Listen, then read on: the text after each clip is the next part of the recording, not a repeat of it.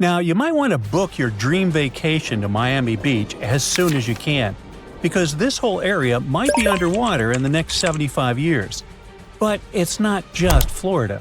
Parts of Louisiana, California, and Washington are also expected to be among the first American states affected by sea level rise.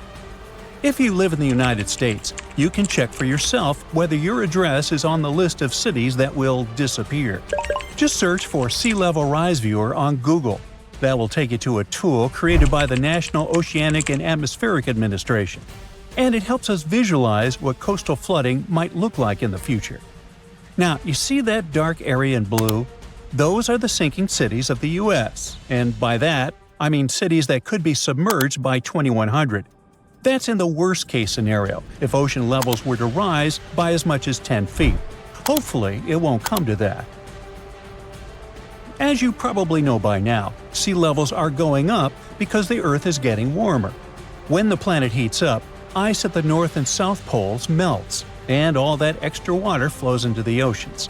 Plus, warmer water expands and takes up more space. So, between the melting ice and the expanding oceans, sea levels slowly rise over time. And that means more flooding and even the possibility of some cities ending up underwater. Right now, statistics show that sea levels are expected to rise by around 6 feet by the year 2100. The problem is that this could cause major coastal flooding, and not just during storms or heavy rains. Even on clear days, some areas could end up underwater. And that brings us to a question. How do we actually know how high ocean waters are?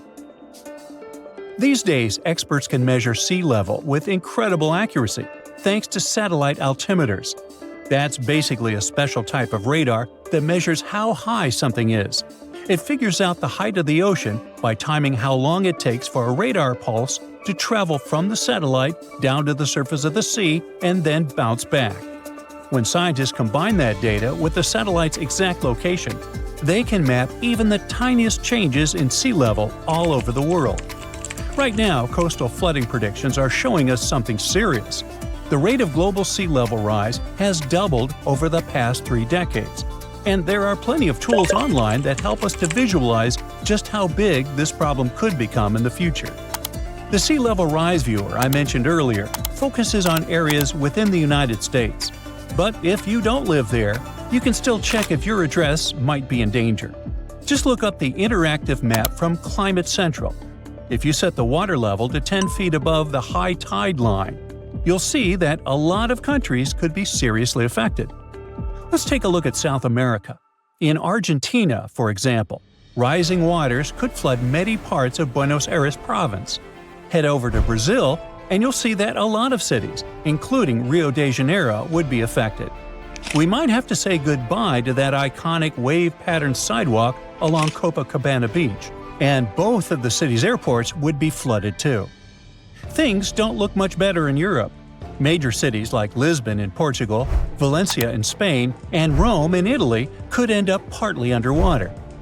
Honestly, the worst situation in Europe is probably in the Netherlands. Right now, about a quarter of the country is literally below sea level, and nearly half of it sits just 3 feet above. So if sea levels rise, they are facing some serious risks. This entire red zone, which includes cities like Amsterdam and Rotterdam, would be below the surface if the ocean rose by 10 feet. Fortunately, the Netherlands is probably the country with the most experience in fighting back against the sea. For years, they have tackled the threat with massive infrastructure, things like giant canals, windmills, and dikes, all designed to manage the water.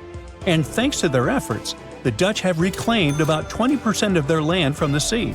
That's right, they're actually expanding. Unfortunately, some countries are at much higher risk than others.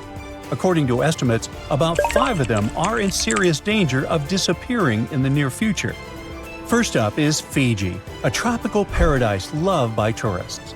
This nation is in a tough spot because of its low-lying landscape. There, extreme warming could cause sea levels to rise by as much as 6 feet by the year 2100. It doesn't help the fact that Fiji sits right in the middle of the Pacific Ocean, where massive storms can quickly turn things into chaos. That means people there need to brace themselves for more frequent flooding, and they're already taking action. To protect against coastal erosion, some communities are lining the seashore with old tires to keep sand from washing away in stronger waves. Others are planting mangroves across the coast. These trees can reduce the height of waves hitting the shore by an average of 31%. Plus, they help cut down wind speeds, which really matters during cyclones. Next on the red list is Vanuatu. This chain of islands, located between Australia and Fiji, could be underwater sooner than we think, and they're already making changes. Vanuatu was one of the first Pacific nations to relocate an entire community to safer ground. Back in 2005, people living in vulnerable areas on the North Island of Tegua moved to higher land. With temperatures continuing to rise, they're bracing for even more intense tropical cyclones. That means heavier rainfall, more flooding, and a much higher risk to both homes and infrastructure. The Marshall Islands are also facing a serious risk. This country is home to around 39,000 people and lives on the opposite side of the world from the United Kingdom. It's an extremely low-lying island nation built on what's basically a coral reef. According to NASA, sea levels there have risen by almost 4 inches over the past 30 years, and they could rise by about 7.5 inches over the next 30. And that's no small thing. If nothing is done, the islands could face more than 100 days of flooding every year by the end of the century. People over there are afraid of losing their homes. Studies also show that up to 40% of the buildings in the capital city, Majuro, could end up underwater in the future. But this country isn't ready to give up, and they're reinforcing the infrastructure. The Solomon Islands are also being slowly swallowed by the sea. This region has been experiencing sea level rise at nearly 3 times the global average. Over the years, satellite images have shown that 5 vegetated reef islands have already vanished beneath the waves. On the bright side, the people there are working hard to protect their homes. They're building stone walls along the coast and planting mangroves to hold back the water. But the worst case might be Tuvalu, as it could become the first country to turn completely uninhabitable because of rising seas. This island chain, located about halfway between Australia and Hawaii, sits only about 9 feet above sea level. And in its narrowest spot, in a place called Fungafale, the land is just about 65 feet wide. You can see how vulnerable the situation is, right? I mean, even before the higher tides arrive, the country's limited farmland could be affected by salt water. These islands are a powerful example of resilience, and a reminder that sinking cities don't have to mean disappearing ones. While the challenges are real, the global response to sea level rise is growing stronger every day. Around the world, communities are adapting, innovating, and coming together to tackle the threat of rising water. So, since 2000, the world has been hit with more than 1,700 earthquakes with magnitude greater than 5. Many happened around the Ring of Fire, located around the Pacific Ocean.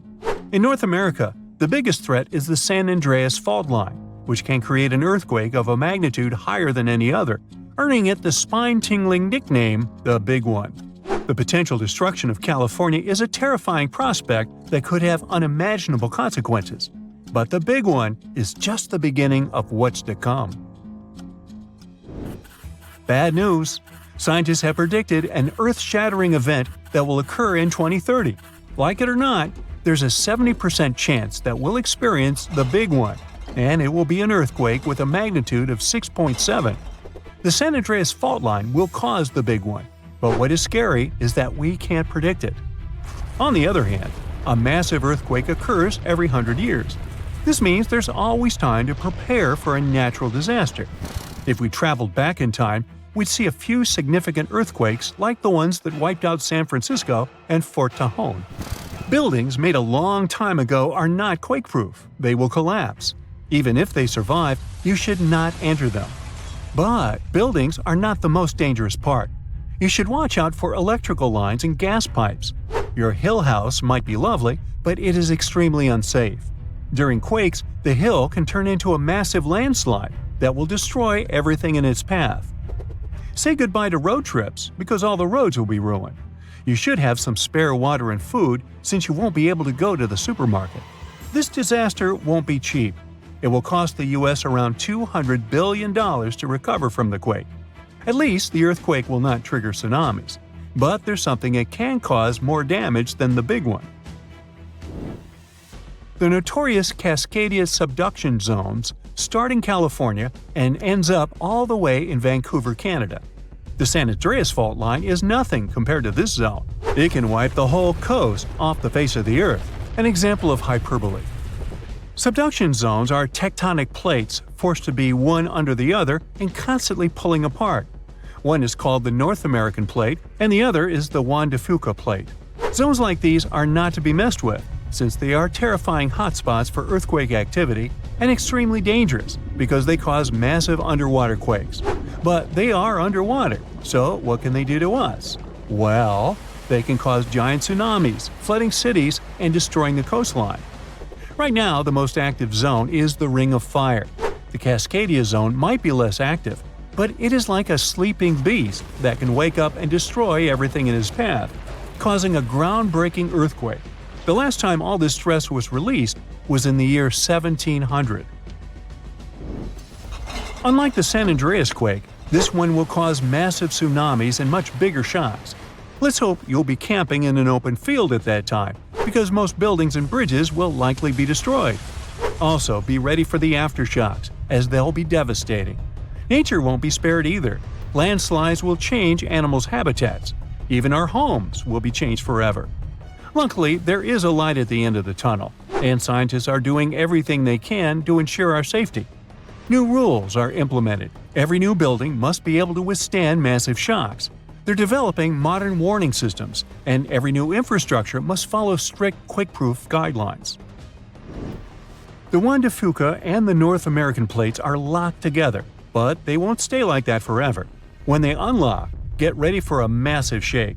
The closer you are to the epicenter, the more damage you'll experience. But even if you are lucky to be far away, you may still feel the ground shaking for some time.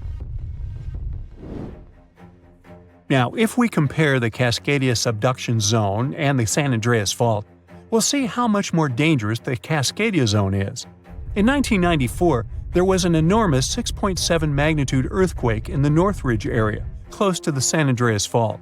Sadly, many people didn't make it, and some were injured. Back then, buildings were not strong and earthquake-proof, and many of them were damaged.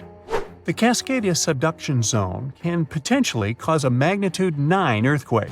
A magnitude 6 quake has the power of around 44 million pounds of dynamite, but a magnitude 9 has the power of 44 trillion pounds of dynamite.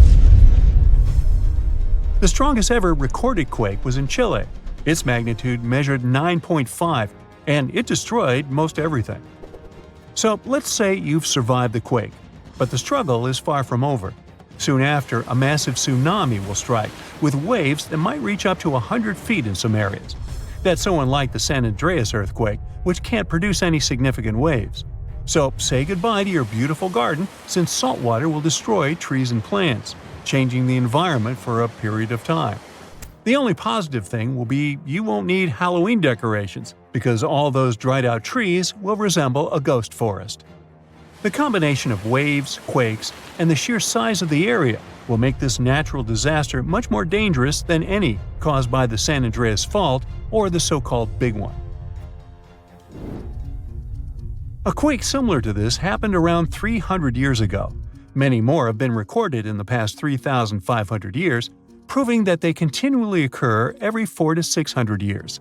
So, technically, we have around 100 to 300 years before the next big one hits. We still have no idea how exactly the Cascadia subduction zone works, because we discovered it in 1970. This zone is super scary because it can cause big earthquakes. It was found by accident when researchers studied the Ring of Fire. They wanted to know if this area had caused any trouble in the past years, and the proof was under their noses. In Washington, there is a horror forest where nothing has been growing for years. When researchers tested the soil, they found a tremendous amount of salt. They put 2 and 2 together and concluded that a massive tsunami had been the reason. Experts still didn't know when the forest was destroyed, but Japan kept records of a gigantic earthquake that had a similar effect. It was the one that happened in the year 1700. There is a 1 in 3 chance that the next one will occur in 2050.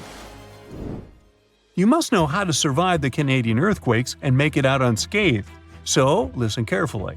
Those who live in this area have almost no experience with earthquakes like this one.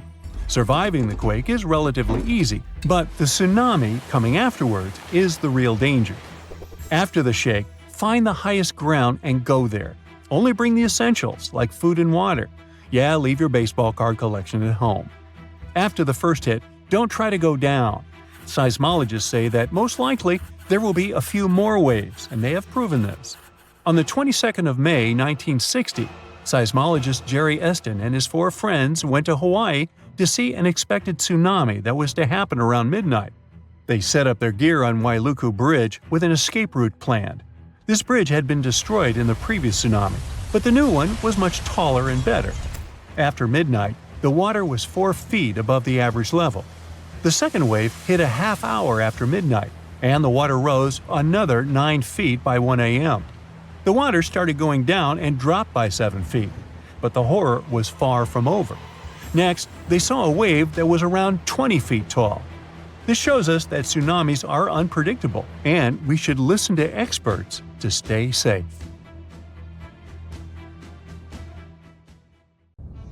The snowpack over your head splits in two right in front of your eyes and starts tumbling down in the frozen slope to its resting place far, far below. Anything in its way is crushed under the immense mass of snow and debris. You're witnessing an avalanche, one of the most dangerous natural disasters. But what if I tell you about another kind of avalanche, no less blood-chilling than the mountain one? And the most bizarre thing about it is that it occurs underwater. Underwater avalanches are powerful and disastrous natural phenomena, often much more dangerous than land ones. They have the potential to wreak havoc on the entire planet, leading to catastrophic consequences. The most alarming thing? They occur all the time under the surface of the ocean, impossible to see, predict, and extremely difficult to measure. Such avalanches can get 100 times larger than land ones, and they pose a great risk to the world's communications, capable of leaving the entire planet without the internet. But we'll talk about it a bit later. First, let's go 60,000 years back into the past. We're near the northwest coast of Africa, ready to witness the colossal scale and devastating impact of a ginormous underwater avalanche. It started as a quite small underwater landslide in the Agadir Canyon. At first, it was just 0.35 cubic miles of material, but in no time, this mass increased more than 100 times in size while traveling across the Atlantic Ocean floor. As the avalanche sped up and grew, it picked up gravel, sand, rocks, and mud. It carved a devastating path through one of the world's largest submarine canyons, wiping out all forms of animal and plant life on its way. The disastrous flow was so powerful that it literally eroded a 250-mile stretch of the canyon, cutting hundreds of feet into its sides and damaging a total area of 1,740 square miles. That's the area of more than 3.5 New York cities.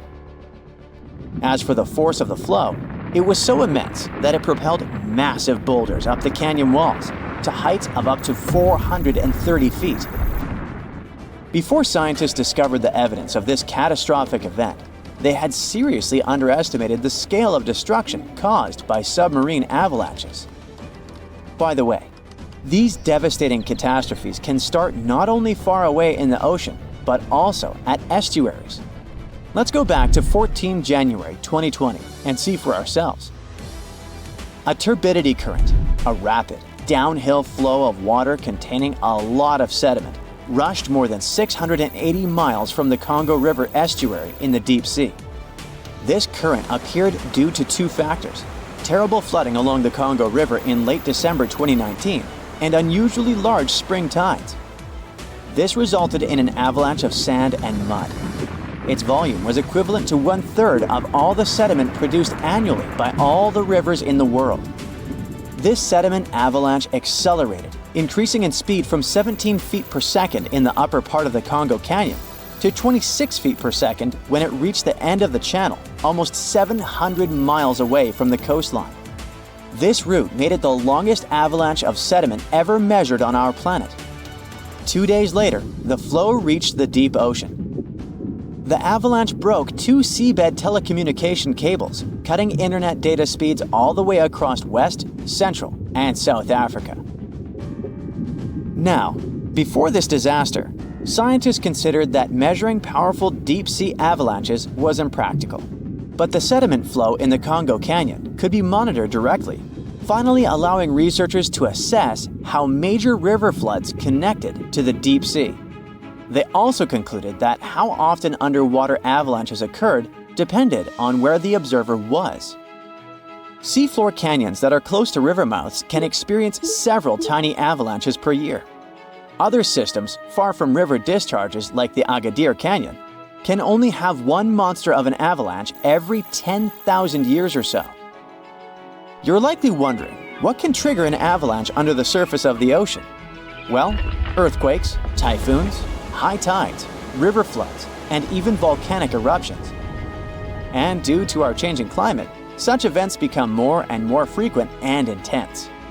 At the same time, these triggers don't mean that an avalanche is bound to happen, nor do they relate to the scale of the event. See for yourself. In 1755, a powerful earthquake hit the coast of Portugal, wiping out large parts of Lisbon. Tens of thousands of people lost their lives during that disaster, but it only triggered a tiny underwater avalanche. And in 1929, a large earthquake off the coast of Newfoundland, Canada, triggered the largest underwater avalanche ever recorded.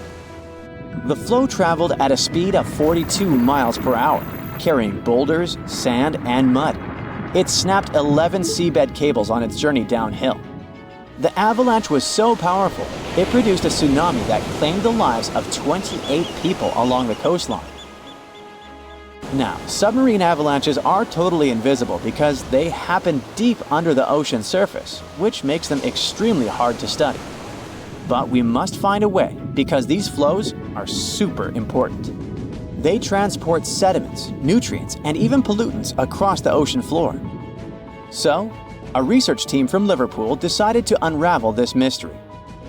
Over the last 40 years, they've collected more than 300 samples from the ocean floor. Combined with seismic and bathymetric data, which is a fancy word for ocean mapping, they managed to reconstruct a massive submarine avalanche. It was the first time an underwater avalanche of this size was mapped out.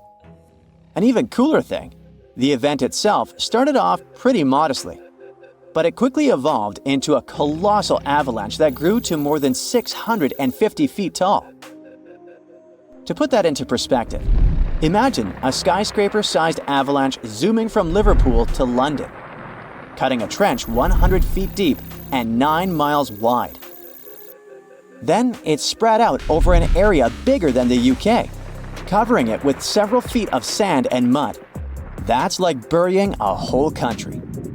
These findings are actually a big deal because they show that even a small underwater landslide can turn into something massive and super destructive. But that's not the worst.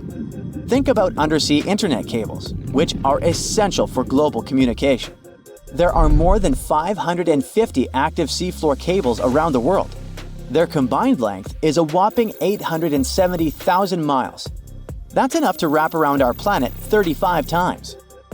When a submarine avalanche breaks seafloor cables, the effects are usually super expensive and devastating. For example, in 2006, an earthquake in Taiwan triggered underwater avalanches that cut loads of seafloor cables connecting Southeast Asia with the rest of the world. The largest internet operator in China had a 90% loss of traffic to the USA at the peak of the event. As for Taiwan itself, it experienced between 74 to 100% loss in traffic to neighboring islands. So now you probably get why we need to learn more about this natural phenomenon. Luckily, researchers at Tulane University have found a way to study it in 3D. Previous studies only looked at submarine avalanches in 2D, which didn't give the full picture of how they actually behaved. The new research focused on how underwater flows interacted with mini basins, natural features on the ocean floor that look like shallow bowls. Despite being called mini, these bowls can be huge, up to 4 square miles. When turbidity currents flow into these mini basins, they don't just stop. No, they hit the far side and curl back around like water eddies in a stream. These swirling flows move the sediment around before it settles on the ocean floor. The size of the mini basin and the speed of the flow can change how the current behaves. If the basin is big and the current is slow, it starts to fill up with sediment. But if you crank up the flow speed or shrink the basin, the current starts to overflow, spilling over the basin. To study all this, the researchers created a mini version of a mini basin in a pool and used different speeds of flow to simulate turbidity currents. They even made their own sediment mixtures to see how different sizes of particles would behave. In the end, they managed to mimic real-life ocean conditions, but on a smaller, manageable scale. Pretty cool, huh? Around 5.3 million years ago, a crucial event reshaped the Mediterranean region. It was a colossal flood that refilled the local sea, which had been extremely barren and salty up until that point. It got the name Zanclean Flood, and it forever changed the geography of the area. The Mediterranean Sea is surrounded by Europe, Africa, and Asia, and connects to the ocean by the Strait of Gibraltar. This is quite a narrow passage, measuring about 8 miles. It may not be that wide, but the strait plays a crucial role in maintaining the liquid balance between these two bodies of water. About 6 million years ago, a bunch of things might have caused the Mediterranean to be cut off from the Atlantic Ocean. Some say it was an ice age. Others speak of tectonic movements, like earthquakes. Whatever the cause, it pushed the Mediterranean area into a period called the Mycenaean Salinity Crisis. For about 1,000 years, the sea slowly evaporated, leaving behind a dry basin that was several miles below sea level. This crisis really changed the landscape, creating conditions similar to those found in today's Dead Sea. What this means is that the lush Mediterranean beauty used to be a super salty environment, containing nearly 10 times more salt than the ocean. Say you could have visited. You would have been able to effortlessly float on the little water you could find, even if you're not a skilled swimmer. The amount of salt and that mineral content would have made it challenging for most creatures to survive. However, some hardy microorganisms, such as bacteria, could have adapted to these harsh conditions. These days, at the bottom of the Mediterranean Sea, we can find holes as large as the Grand Canyon, and they seem to have formed during that same period of dehydration. Evidence suggests that massive rivers, such as the Nile and the Rhone, flowed directly into the Mediterranean back then, leaving behind canyons as they reached the bottom, thousands of feet below the sea level. People had to find some sort of explanation back in the day for the drying of the Mediterranean, so they came up with myths and legends. One such tale was told by the people of southern Iberia, in modern-day Spain and Portugal. It was also recounted by a famous Roman writer called Pliny the Elder. What this legend said was that the Mediterranean used to be cut out from the ocean until the hero Hercules, with his mighty sword, carved a path. He did so between a fictional location in modern-day Africa and the Rock of Gibraltar. This allowed the ocean waters to flow in, transforming the Mediterranean into what we know today. Some fossils also seem to confirm the unusually large flood. Remains of marine organisms were found in layers high above current sea levels. This means the areas were once submerged underwater. These fossils belong to mollusks, fish, and marine mammals. Because of modern techniques, we now have at least an estimated timing of the Zanclean flood. Scientists used computer simulations to reconstruct the event, providing further evidence that it was real. What they also discovered is that there's a possibility the Mediterranean might change once more. The Strait of Gibraltar could close, most likely because of movements deep under the ground. This could lead to the Mediterranean becoming dry again, over a span of about 1,000 years. The Mediterranean area could disappear altogether if the African continent keeps shifting north too, getting closer to Europe. Another one of those famous yet still a bit hypothetical large floods is called the Black Sea Deluge theory. Some scientists think that around 8,400 years ago, water from the Mediterranean might have spilled over into the Black Sea through a narrow passage called the Bosporus Strait. This could have caused a massive disaster, forcing people living near the Black Sea to pack up their things and move further inside the continent in both Europe and Asia. Along with them, they might have carried stories about this colossal flood. The specialist that came up with this idea also suggested that these migrating people might have brought along new ways of farming. Not everyone from the scientific community is convinced, though. Some argue that while there might have been a flood, it likely happened earlier and was way smaller. They didn't think this flood could have caused, for example, the story of Noah's Ark. In this legend, a spiritual man was warned by a higher entity that a giant flood was on its way. The man went to gather pairs of animals and pack them all in a boat to make sure these species would survive the devastating flood.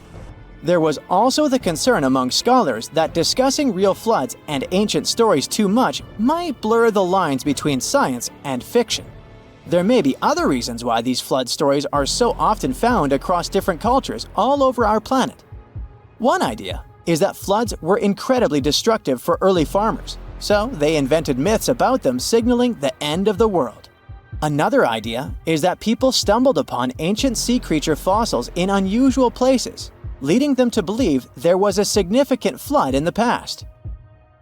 The solution to future floods, though, might be floating cities. As sea levels continue to rise, coastal cities like Amsterdam, New Orleans, and Venice may go under.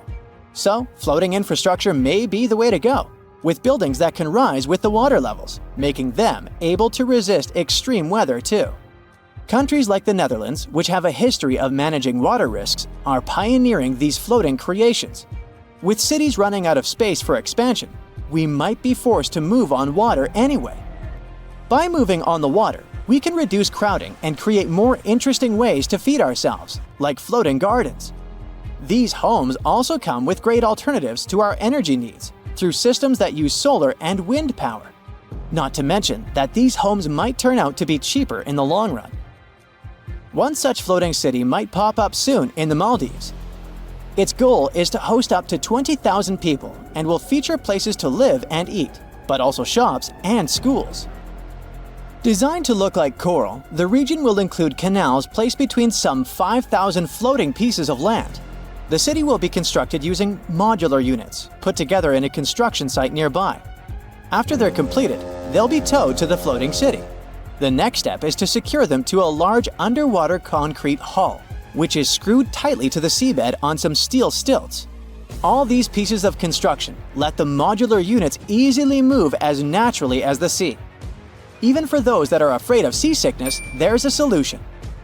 That's what the nearby coral reef is for.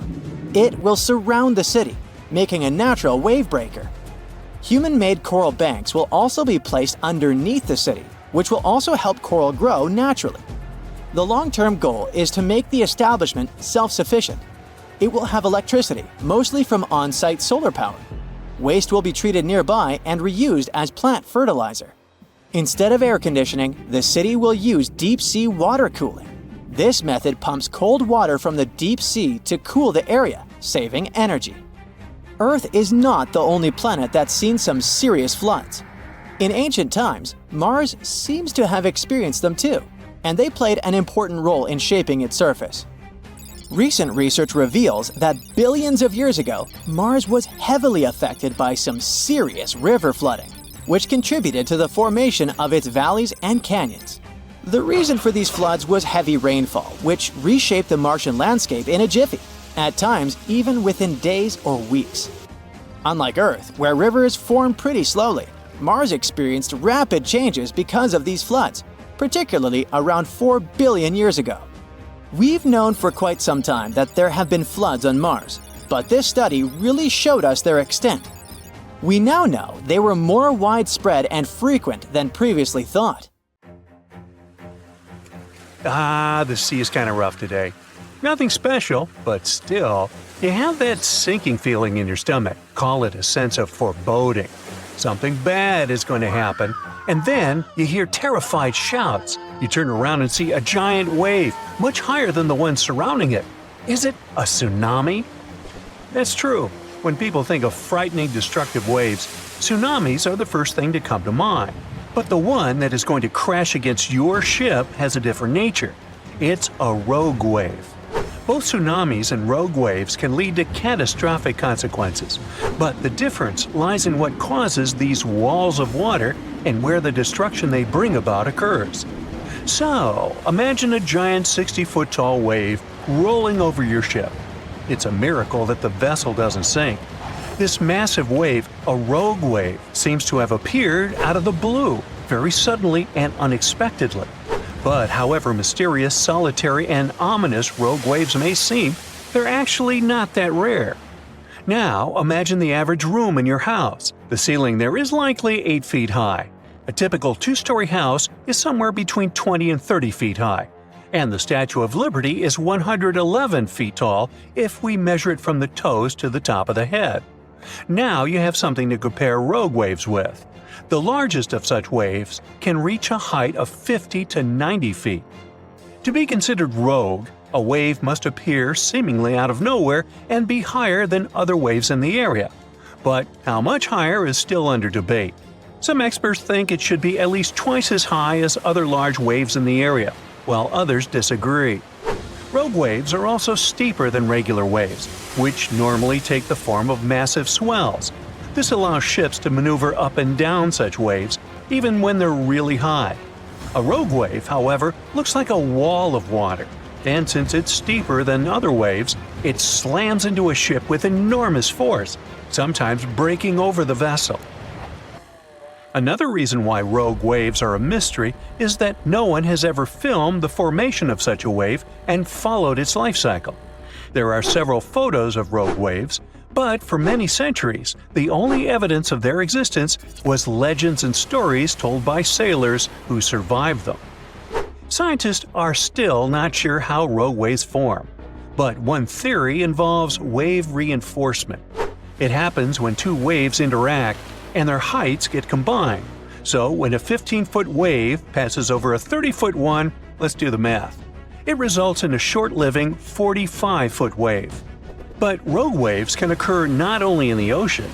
On November 10, 1975, on Lake Superior, a group of 3 rogue waves, also known as the Three Sisters, might have sunk the SS Edmund Fitzgerald, an American Great Lakes freighter. The ship and the crew members were lost in the catastrophe.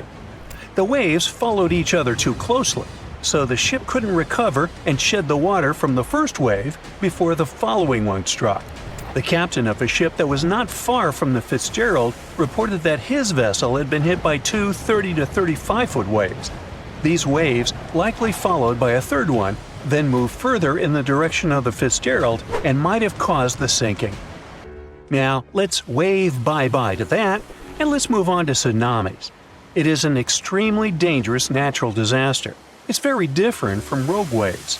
In most cases, a tsunami is caused by an underwater earthquake. Usually, when a tsunami is born, it's just a few feet high. But the closer it gets to the shore, the larger it grows. Soon it enters shallow waters and starts to slow down. The first tsunami wave crashes against the shore. Its top moves faster than the bottom, and that's what makes the wave so high and steep. The lowest point of the wave gets to dry land first. In the process, it creates a vacuum effect that pulls the water away from the coast, burying the harbor and seafloor. Those who recognize this first sign of an approaching tsunami still have a chance to save their lives.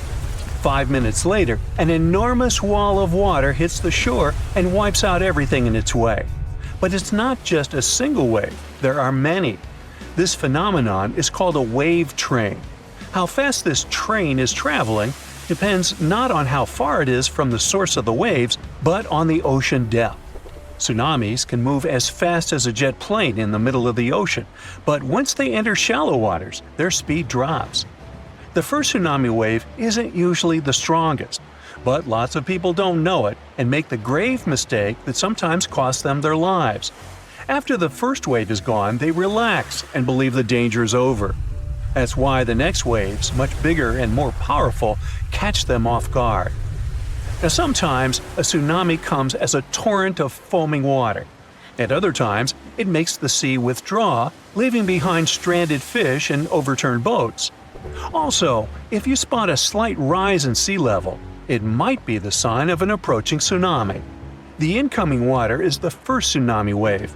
The second one can be even larger, and it comes sometime later. You can also notice seawater bubbling, swirling, and creating bizarre patterns. It's another sure sign a tsunami is near.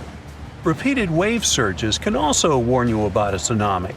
If you see unusual swells coming at regular intervals, it might be time to evacuate to high ground. Surprisingly, some of the largest tsunami waves in the world were caused by landslides. For example, a landslide in Lituya Bay in Alaska formed a megawave, one of the largest ever recorded. Its height was 1,720 feet. The mega tsunami surged over the headland, washing away trees, plants, and soil down to bedrock. The wave reached more than half the height of the Burj Khalifa, the tallest construction in the world. When a third of the East Molokai volcano in Hawaii caved in and collapsed into the Pacific Ocean, it triggered a tsunami the size of one of the tallest buildings in the world, Shanghai Tower. The wave was around 2,000 feet high. Another bizarre and dangerous ocean phenomenon is square waves. They appear when two different wave patterns crash into each other at 90 degrees. It often happens near peninsulas or land where two different seas or oceans meet. This phenomenon does kind of look spectacular, but only if you're watching it from the shore. Don't even think about getting in the water to play with such waves. Cross currents in that spot can easily pull even a skilled swimmer under the water. Square waves have caused many shipping accidents over the years, too. And if you see wild, choppy waves carrying ocean debris and seaweed, stay out of the water too. It can be a sign of a strong rip current. That can carry you far away into the ocean. And now, let me tell you about a much larger, I would even say planet-wide phenomenon called Rossby waves. There are two kinds of such waves, oceanic and atmospheric. But since we're talking about ocean waves, yeah. Slow-moving Rossby waves are totally different from ocean surface waves. They don't look like those waves that break along the shore. No, Rossby waves are giant movements of the ocean stretching horizontally across the planet. They can span hundreds of miles in a western direction and are so massive they can change the climate conditions of our planet. They contribute to high tides and even flooding in some areas all over the world. The movement of Rossby waves are complicated and depend on the location. For example, in the Pacific, waves that are closer to the equator take from a few months to a year to travel across the ocean. At the same time, waves further away from the equator often need more than 10 years to make this journey. So, as it goes by, be sure to wave. On January 14, 2022, residents of Anchorage, Alaska heard a series of loud bangs. They didn't stop for a half an hour. As they found later, the source of the bangs was almost 6,000 miles away in the Tongan archipelago in the southern Pacific Ocean.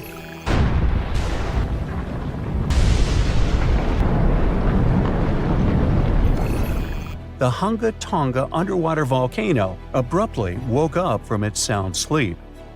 It last erupted at the end of December 2021 after several years of inactivity.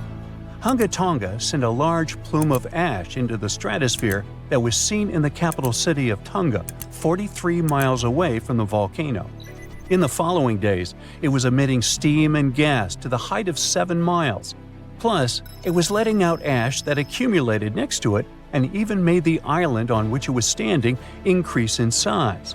Then, it went back to sleep, and the officials even announced it was dormant. But just a couple of weeks later, it woke up again with a crazy force. It sent ash clouds 12 miles into the atmosphere. It blocked the sun in some places and rained down from the sky. The sound waves from the eruption traveled around the planet several times. People in Fiji heard a sound that reminded them of thunder. Some booms even reached Canada. Shockwaves went around the Earth 4 times in Japan and Utah, and at least twice in Massachusetts. The eruption caused tens of thousands of lightning flashes. It also triggered a mega tsunami hundreds of feet high. It caused damage to buildings and infrastructure, such as underwater cables. The extreme waves traveled all the way to the California coast, and there was an unusually high tide along the Pacific coast of Canada. Scientists studied seismic data to understand what caused such a massive eruption. Their research models showed that there was a big blast, likely because gas got trapped in rocks, like how a pressure cooker works when it's overcooked. This blast released a huge amount of energy, as much as 5 of the biggest underground nuclear tests. It all happened under a shallow part of the sea, where gas-filled rock was trapped.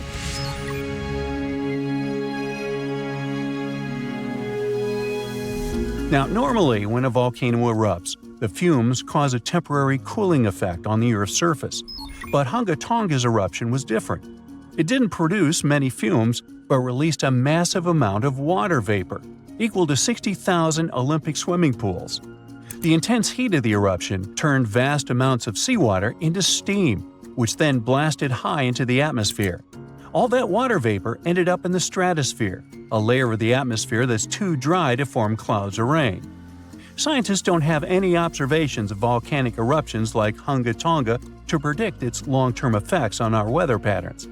This is because the only way to measure stratospheric water vapor is with special satellites, which have only been around since 1979, and there hasn't been an eruption similar to Hunga Tonga in that time. In fact, the Tonga eruption is the most well-recorded blast of its kind in recent history.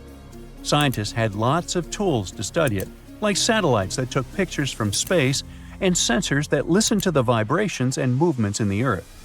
There was a similar eruption in 1991 at a volcano in the Philippines, but back then, they didn't have as many advanced tools as they do now to study it closely.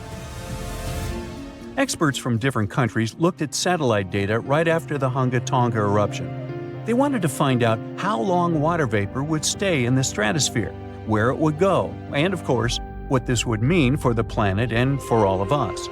The first big result of the eruption, at least partially, was a huge hole in the stratosphere that was hanging on for several months in 2023. By the time it appeared, the water vapor had reached the polar stratosphere over Antarctica. But Hunga Tonga ended up with just a minimal effect on global average temperatures, at least for now. Let's just hope it won't repeat the story of Mount Tambora volcano in present-day Indonesia. Over 2 centuries ago, in 1815, this bad guy interrupted and caused the year without a summer. In the following year, the winter was unusually cold and wet across Europe and North America. There were also some catastrophic tsunamis, destroying homes that took 10,000 lives and 80,000 more who fell ill in the aftermath. Now, you can't miss an event like Hunga Tonga or Tambora eruption, but some underwater volcanoes are discovered by accident. A passenger on a commercial flight looked out her window above the Pacific Ocean and saw a weirdly colored patch on the water. She thought it could be an oil slick or a floating pumice raft, which is a telltale sign of a recent volcanic eruption. She decided to send a photo of this scene to a geologist. And that's how scientists found one of the largest volcanoes in the world, Havre. It's hiding about 3,000 feet below the surface. In 2012, Havre had a massive eruption that lasted about 90 days. Hot lava poured out of 14 different vents around the volcano's semicircle-shaped opening. Havre is just one of many volcanic systems covered by thousands of feet of water. These volcanoes are the most active on Earth and are part of a giant system called mid-ocean ridges that stretches around the world. This system produces about 75% of all the magma that comes out of Earth's volcanoes each year. It releases over half a cubic mile of lava. When the magma cools down, it forms the edges of new ocean plates, which are like giant puzzle pieces that make up the Earth's crust. A team of scientists studied material left on the ocean floor by volcanic eruptions from the Bronze Age. About 3,600 years ago, a volcano that was partly underwater in the southern Aegean Sea woke up with a bang. This eruption destroyed the island of Santorini and sent massive amounts of ash, rocks, and gases into the air. It left behind thick layers of ash and rock that settled in piles on the ocean floor. Scientists have been studying the ancient Santorini eruption for several years to figure out what happens during such massive ones. Their research helps explain how future volcanic eruptions could affect the weather on our planet. The study also helps scientists understand the strength of the eruptions, how high the eruption columns might go, and the sizes of the waves that form when all that ash and rock settles into terraces on the ocean floor. This information will help predict the dangers of future eruptions. Now, when a volcano erupts, the last place you want to be is inside it, but scientists did it for you. Well, kinda. They produced a smart new imaging technique that uses the best ideas from medical imaging and optical telescopes. Matrix imaging, that's what it's called, makes it easier to understand what's happening underground, even when there aren't many sensors available. These sensors, called geophones, detect and record the movement of seismic waves, which are vibrations that travel through the Earth. By studying these waves, scientists can learn about the distinct types of rocks and how they are arranged beneath the surface. The researchers test their method on a volcano in Guadalupe in the Caribbean Sea. There aren't so many geophones on this site, but the scientists combined the data from multiple geophones thanks to this new tech. They used a special trick called the memory effect to reverse the distortions that happen when seismic waves bounce off different underground materials and figure out what the original signals look like. The researchers could clearly see the structure inside the volcano down to a depth of about 6 miles, with incredibly detailed images in a resolution of over 300 feet. They found out that there are many layers of magma stored underground. These layers are connected to other deep parts of the Earth. Knowing about these layers and how they work could help scientists make better guesses about when a volcano might erupt. If they can do that, they might be able to warn people earlier and keep them safe from dangerous eruptions. Doggerland? No, it's not a country of dogs, as you probably first thought. It's a land the size of Great Britain in the north of Europe. But don't bother trying to find it on the map of the old continent. Your search will come back empty. Doggerland hasn't existed for thousands of years. But where was it exactly? And did humans live here? Scientists are doing their best to answer these questions. Let's start with the name. In the 1990s, a British archaeologist named the area Doggerland after Dogger Bank, a sandbank some 60 miles off the east coast of England. The word probably comes from Dutch. It was used for a fishing boat with 2 masts. Makes sense, since today, the North Sea is a rich fishing area. But thousands of years ago, people living here had a different diet. Some 12,000 years ago, the last major ice age was slowly reaching its end. Doggerland didn't feature seawater, but marshlands, lagoons, forests, and gently sloping hills. At that time, Britain and Ireland weren't islands. They sat deep inland. You could set off in Denmark and walk all the way to the north of Scotland. There was a system of rivers that emptied themselves in the North Sea. Back then, it was more of a channel that separated Doggerland from Norway. The rivers were different too. The Thames flowed into the Rhine. The ancient river they formed flowed into the place of today's English Channel and emptied itself into the Atlantic Ocean. Doggerland even featured a lake. There were some glaciers as well, but the land was still inhabitable. So who lived there? There were communities of hunter-gatherers from the Middle Stone Age. This was the time of human history when our ancestors mastered chipped stone tools. They used these stones with sharp edges for spears and arrowheads. This came in handy at Doggerland, which was the richest hunting area in all of Europe. It could have easily been the most populated region in the northwestern part of the continent. The hunters' prey likely consisted of reindeer, mammoths, oxen, wild pigs, brown bears, wolves, and many other species. In short, nobody went hungry here. Meat wasn't the only thing on the menu. Ancient residents of Doggerland collected hazelnuts and berries. They lived in wooden huts. They built them close to rivers. and they even constructed their settlements on hills. Remember Dogger Bank? It now sits underwater, but it used to be a mountainous region. Doggerland must have been prime real estate in prehistoric times. Its total surface area was over 18,000 miles, but things were about to go under, literally. The last ice age was ending. All the water trapped in glaciers and ice sheets started to melt. You experience this process firsthand every time you order a cold drink. Even if you drink it bottoms up, after a while, the glass is full again. Why? Because the ice cubes have melted. Think of Doggerland as that glass. The sea levels started rising quickly. Every century, the sea flooded from 3 to 6 feet of dry land. Just imagine what this would mean today. Miami's elevation is just over 6 feet. The city would be flooded in less than 100 years. But there was one event that speeded things up. The Storreges slides were a series of submarine landslides in the Norwegian Sea thousands of years ago. And what happens when huge chunks of Earth shift suddenly underwater? Gigantic waves. You probably know what a tsunami is. Doggerland was likely pounded by several of them. They were so powerful that researchers believe they washed away Great Britain's land bridge to the rest of the continent. All that was left of Doggerland was an island the size of Wales. Scientists estimate that the waves of this ancient tsunami were at least 40 feet high. Some 6,000 years ago, Doggerlanders were on the move. They were migrating to higher grounds, England and the Netherlands in their case. The ironic part is that when we literally translate the name of the country of Netherlands into English, we get lower lands. But thousands of years ago, this was higher ground for hunter-gatherers escaping the flood. Once it was all over, the continent of Europe got the shape we easily recognize today. But Doggerland was nowhere to be seen. It's been sitting under the waves of the North Sea for 8,200 years.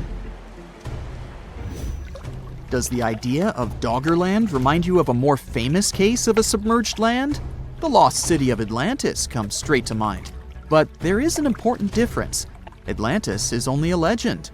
Everything we know about it comes from the writings of the Greek philosopher Plato. Scientists have been searching for Atlantis for a long time. And, up to this day, they can't even agree where exactly it was. Theories range from the Mediterranean to even Antarctica. Doggerland is not a myth. Everything science knows about this lost land comes from hard evidence. In 1931, a fishing boat was doing its thing off the coast of Norfolk in England. At the time, the crew would drag a net along the sea floor, sweeping everything in its path. And they caught something more than fish. It was peat, like the stuff we find in Alaska and in Ireland. But what was it doing at the bottom of the North Sea? It didn't belong there, because seawater destroys peat. There was only one possible explanation. The area must have been dry land at some point in history. The final proof was that the peat contained a harpoon spear point, a sure sign of human activity. The idea wasn't new, though. Since the Middle Ages, there has been talk of submerged land with underwater forests. In 1913, a British geologist came forward with the idea of an undersea world in this part of Europe. Scientific evidence kept piling up. Local fishermen started pulling out human-made tools and animal bones. Researchers dated them to be around 9,000 years old. But the deep, murky waters of the North Sea made it impossible to send down divers. One archaeologist noted that they knew more about the surface of the moon than what lay at the bottom of this relatively shallow sea. The discovery of oil in the area in the 1960s was a real game changer. Companies from the industry provided seismic survey data to scientists. This helped them piece together the full image of what Doggerland used to look like. Computer models soon produced images of river valleys, coastlines, freshwater lakes, and hills. There are even footprints of nomadic tribes preserved on the sea floor. Today, marine biologists are using magnetic fields to map out this lost underwater world. But Doggerland isn't the only place on Earth that went under the waves. Beringia is another lost world of global importance. This used to be a land bridge between Asia and North America. It got its name from the Bering Strait. It is 53 miles wide at its narrowest point. But until the end of the last ice age, this was dry land that our human ancestors called home. Genetic evidence shows that Native Americans lived in Beringia for some 15,000 years. If you want to imagine what this land looked like, think of present-day Arctic Alaska. It was a shrub tundra. There were also small willows and birches. Sorry, no woolly mammoths. Large grazing animals simply wouldn't have had enough food in Beringia, though there were probably elk and bighorn sheep in the area. But the Ice Age wouldn't last forever. Like in Doggerland, sea levels started to rise. This happened some 13,000 years ago. It wasn't all bad news, though. Scientific evidence suggests that around this time, people started moving south. They left the slowly sinking Beringia and crossed over into Alaska. From there, they populated both Americas. These were the ancestors of Native American tribes. A tsunami hitting major cities on or near the Mediterranean Sea and in the northeastern part of the Atlantic Ocean is not a matter of if, but when. It is scary and surreal to think that places like Cannes or Barcelona could suddenly get slammed by a huge wave. But the fact is, European coastlines are in active tectonic areas. Only about 10% of all tsunamis worldwide happen in the Mediterranean, and there have been at least 290 tsunamis in this area since 1600, before Common Era. Despite the relatively low number, this phenomenon has caused numerous devastating disasters throughout Europe's history. Back in 1755, an estimated 8.5 magnitude earthquake with an epicenter southwest of Cape St. Vincent triggered a tsunami that destroyed most of Lisbon, the capital of Portugal. About 40 minutes after the earthquake, this massive wave just slammed into the harbor in downtown, racing up the Tagus River. The phenomenon was so fast that several people on horseback had to gallop to higher ground to avoid getting carried away. And this was just the beginning of a nightmare, with two more terrifying waves hitting Lisbon right after. A disaster like this is similar to what we see in the Pacific Ocean several times a century, but in the Atlantic, it's very rare. This type of major tsunami is expected to happen every 3 to 5 centuries, but now it could happen tomorrow. Marseille in France, Chipion in Spain, and other cities are on the list of important locations that could be flooded soon, with a roughly 100% chance of being hit by a tsunami in the next 30 years. Statistics show that the wave will probably be more than 3 feet high. I know, it doesn't sound like much, especially since when we think about tsunamis, we imagine terrifyingly tall waves, like the one that hit Lituya Bay in Alaska. In that case, the wave was over 1,700 feet tall. But we must remember that even waves only 19 inches high can be dangerous to swimmers, because it's not the height of the tsunami that matters, but also the flow and movement of the water. Not to mention the flooding, which can damage beaches, harbors, and streets. If the coastline has a small harbor and the waterfront is exceptionally low, like Cannes, this natural disaster might be much more dangerous. Tsunamis around 6 feet high can lift cars off the ground, while smaller waves can create walls of water traveling at 40 miles per hour. Plus, there are these smaller events that might not wreck everything, but still can cost a ton of money. For example, large sandbars that move around on the ocean floor, like sand dunes shifting in deserts. They can mess up pipelines or deep-sea cables for internet and communications, and that ends up costing businesses and governments millions of dollars. That's why organizations like UNESCO are worried about the possibility of a dangerous tsunami hitting Europe soon. So they're doing everything they can to prevent apocalyptic scenarios, like what happened in 2004 when an earthquake off the coast of Sumatra, Indonesia, caused waves over 100 feet high in coastal communities, resulting in over 200,000 lives lost. And let's not forget about 2011, when an earthquake off the coast of Tohoku, Japan, triggered a tsunami that reached about 6 miles inland and caused a major nuclear accident at a power station along the coast. Over 16,000 people lost their lives in that tragedy, and the event resulted in billions of dollars in infrastructure damage. These disasters were huge wake-up calls, and we've come a long way since 2004. We're much safer today, largely because the tsunami warning system is highly effective at quickly detecting this dangerous situation. Unlike many other natural phenomena, a tsunami can be anticipated. We may only have a few minutes to act, but if we all know what to do, many lives can be saved. And in most parts of the world, sirens are commonly used to alert people to tsunamis. To sound the siren as early as possible, initial tsunami alerts usually rely only on seismic data. First, specialists receive information about an earthquake. Seismic waves travel about 100 times faster than tsunamis, so they have enough time to analyze the data and see if the earthquake might have generated a tsunami and whether they should issue an initial tsunami alert. At U.S. warning centers, for example, scientists typically issue initial alerts within 5 minutes of an earthquake. If a tsunami is suspected, these alerts may also include information about wave arrival times, recommended actions, and potential impacts. But sounding the alarm is not enough. To save lives, coastal communities also need to be trained to respond fast and in the best way possible. That's why UNESCO produced this program called Tsunami Ready, aiming to train people living in coastal areas at risk on how to act in case of a tsunami event by the year 2030. The idea is to help communities stay safe by teaching them how to protect their livelihoods and safeguard their homes. Being recognized as tsunami ready by UNESCO doesn't mean a community is tsunami proof, of course. It's more like a recognition that they have adopted all possible measures to mitigate tsunami risks. So authorities are helping communities to prepare themselves by installing evacuation signs, establishing security procedures, and creating plans to warn tourists.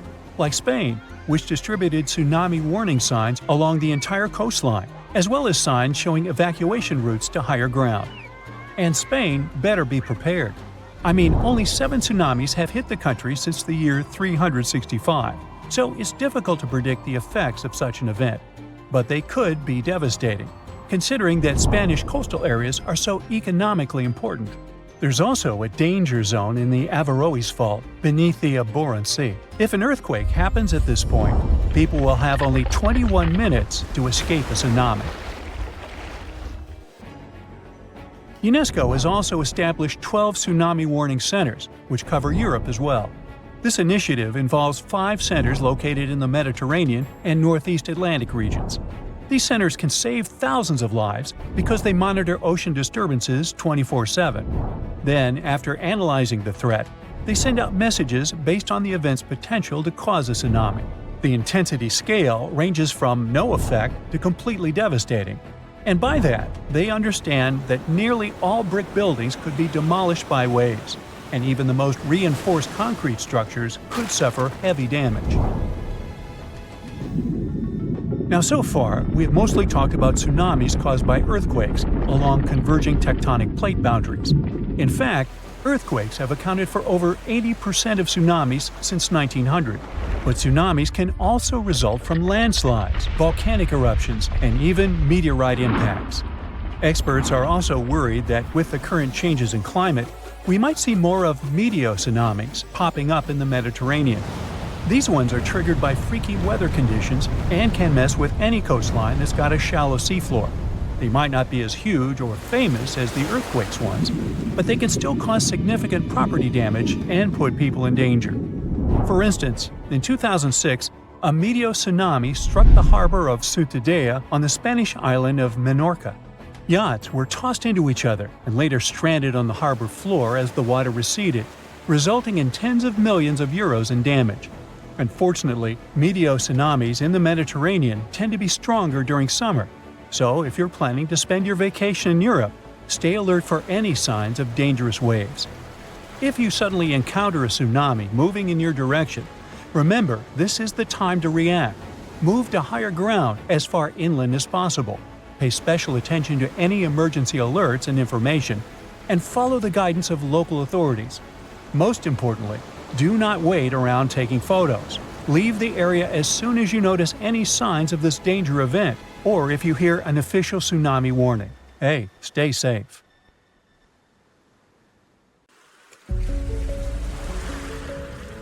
Hey, don't freak out. Those red waters you see aren't blood oceans. It's just a natural occurrence called the red tide.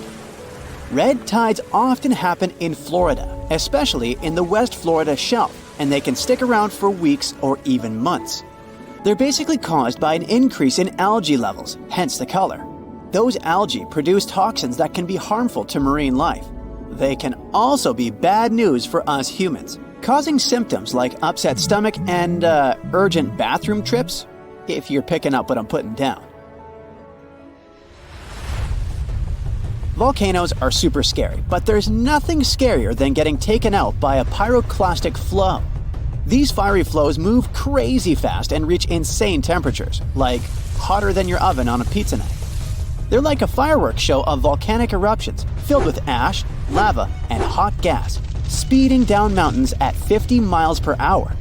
Some researchers claim they might even hit speeds of 450 miles per hour, almost as fast as a passenger jet.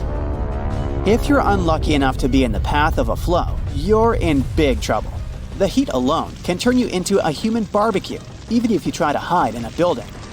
The air around the flow can reach temperatures high enough to fry your insides, burn your clothes off, and leave metal melted into your skin, which almost sounds like a Marvel origin story.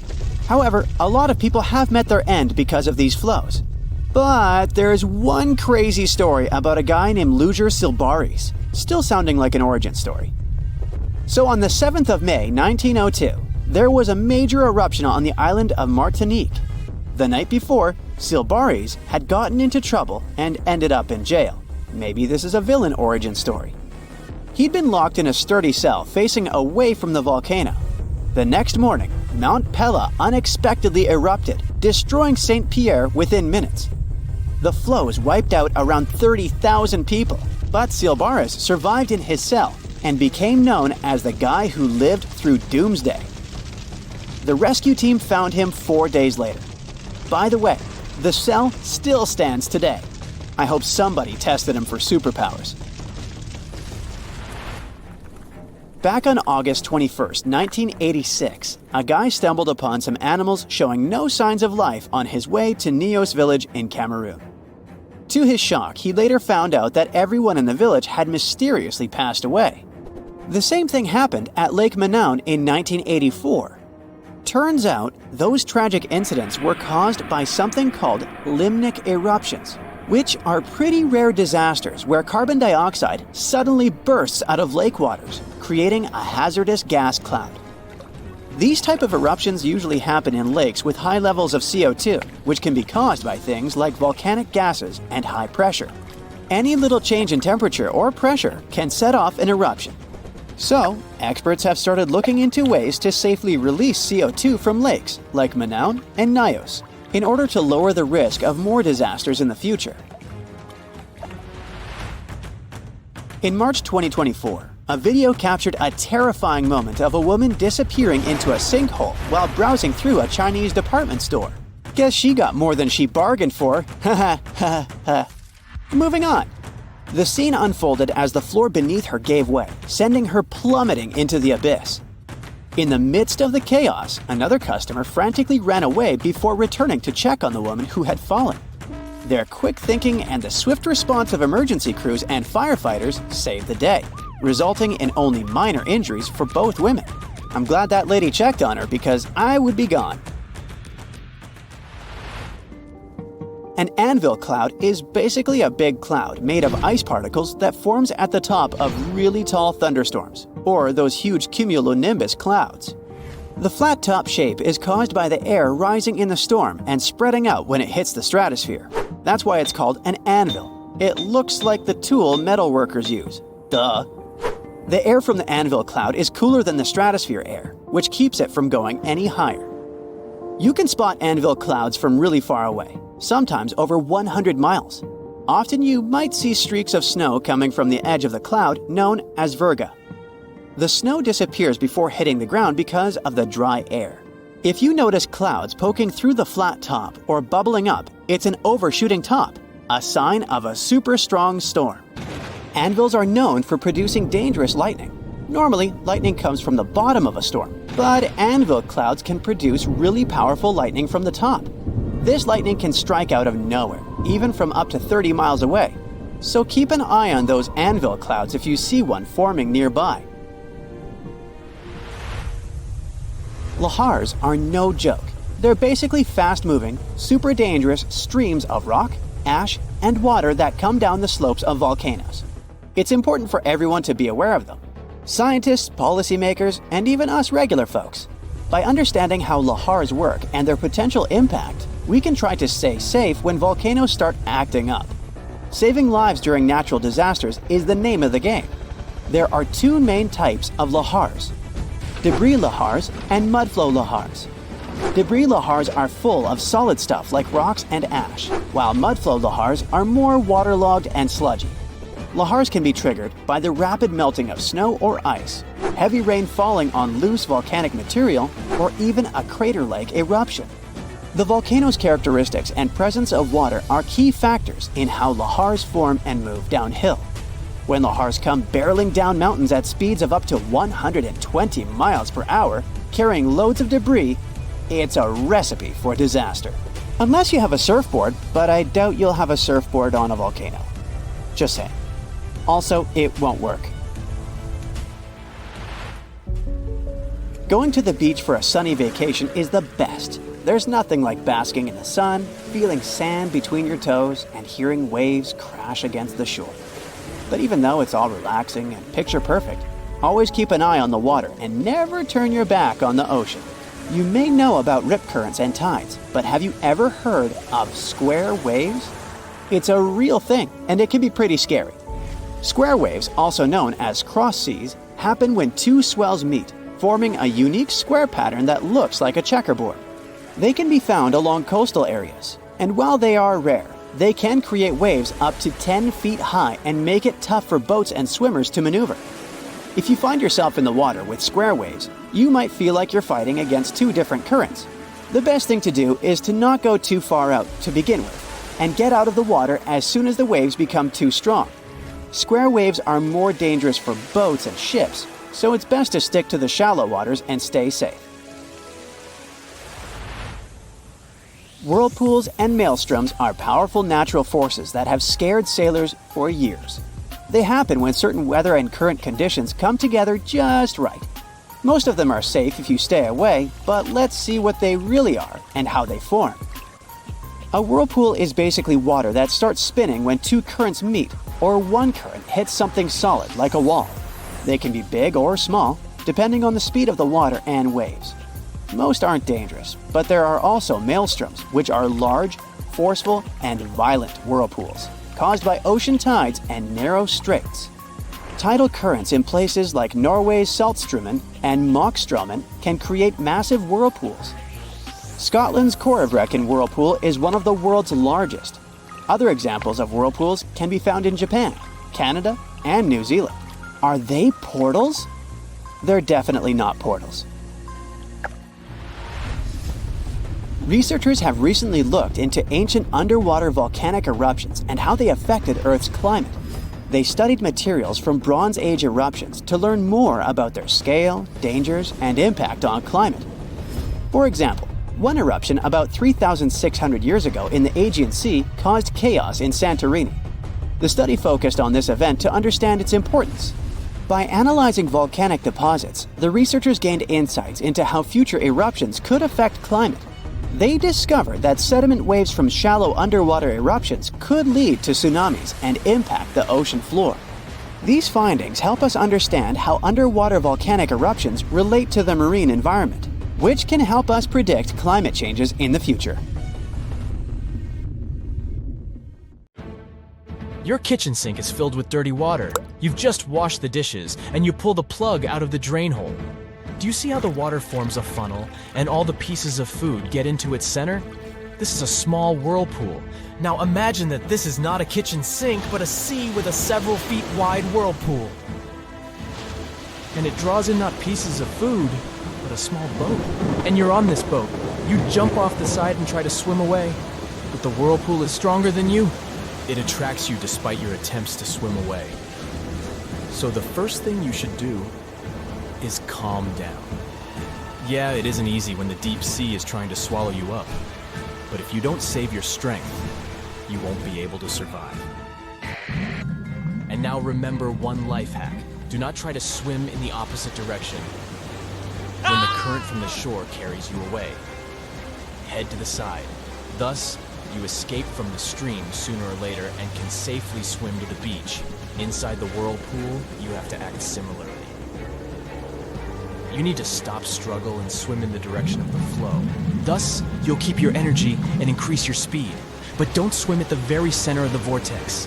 Try to move away from it in the last moment and you'll get out. Now go to the surface and stay away from the whirlpool. Great! You have survived. You promise yourself never to go to sea again without a life jacket. But of course, the best way to escape from the whirlpool is not to get caught. If you're going on a sea cruise or kayaking at the mouth of the river, find out all about these places. Perhaps they are filled with water traps. You swim to the shore and decide to learn all about whirlpools. It forms in the sink or bathtub because the water begins to drain into the hole and swirl. There are no drain holes in the sea, lake, river, or ocean, and water is formed there because of the collision of two currents. A strong wind can only create one current. The difference in water temperature and its density can make another. Also, the current can be caused by tides. This is when the moon's gravity affects the water. So when two currents flowing in different directions meet, they form a vortex. Two streams of water swirl around each other and move down in a spiral, creating an empty space in the center.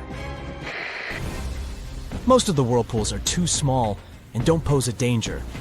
But if the water vortex is strong and large, it can sink ships. Such strong whirlpools are called maelstroms.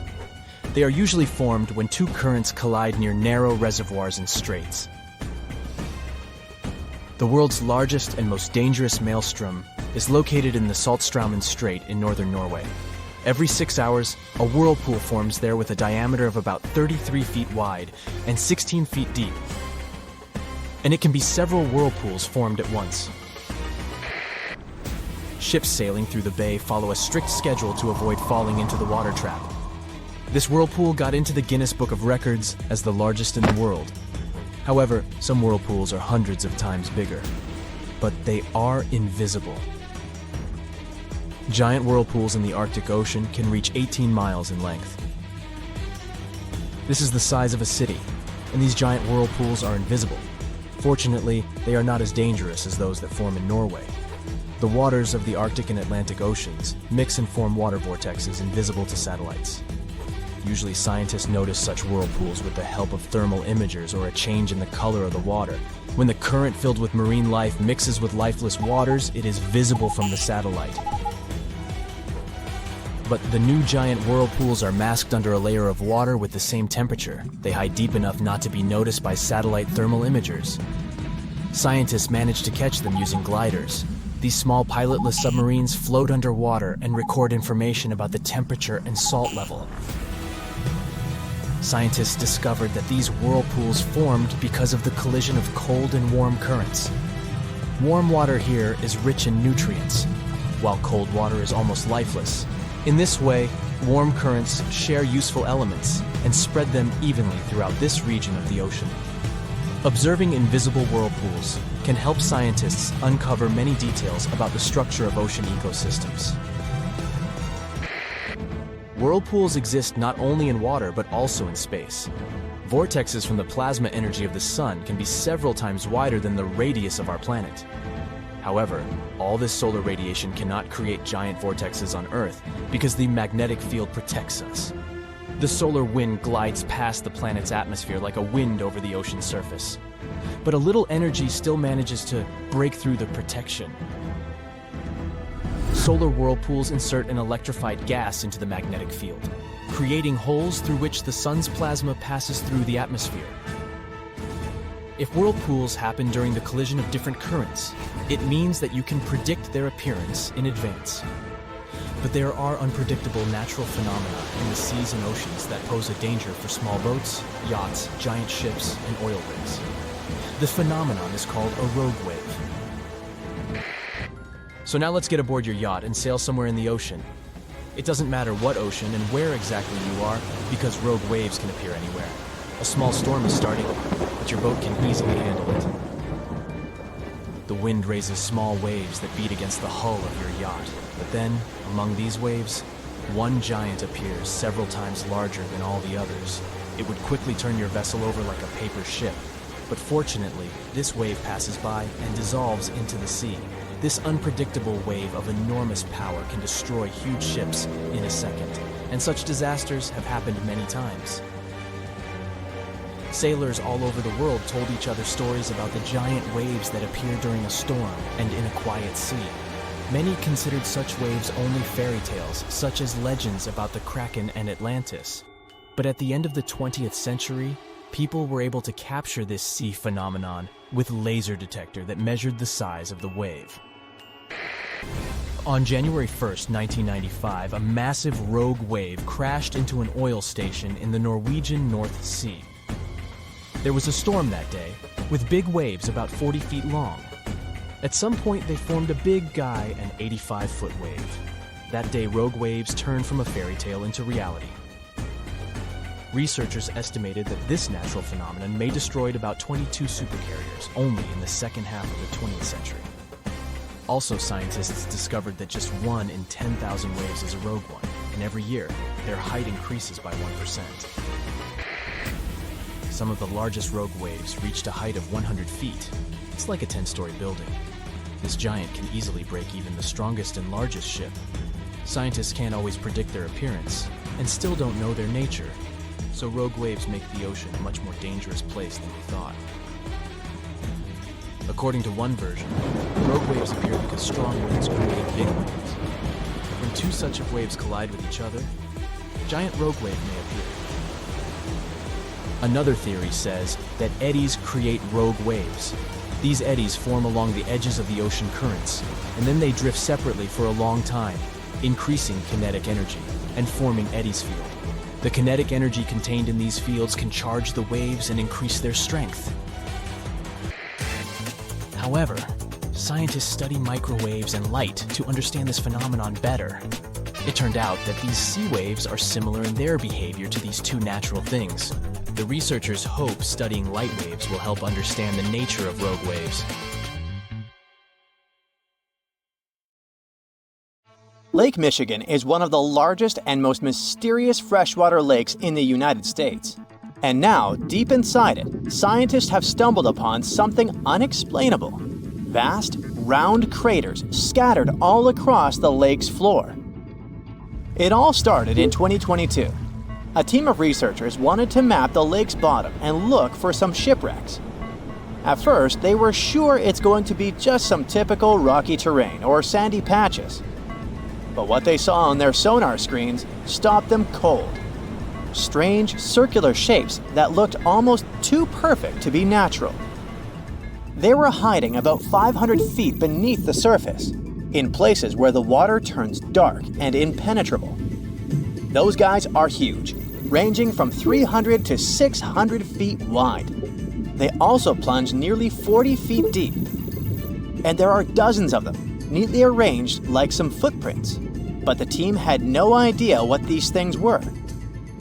Then, in August 2024, the mystery only deepened. Using a remotely operated vehicle, they got a closer look at these formations.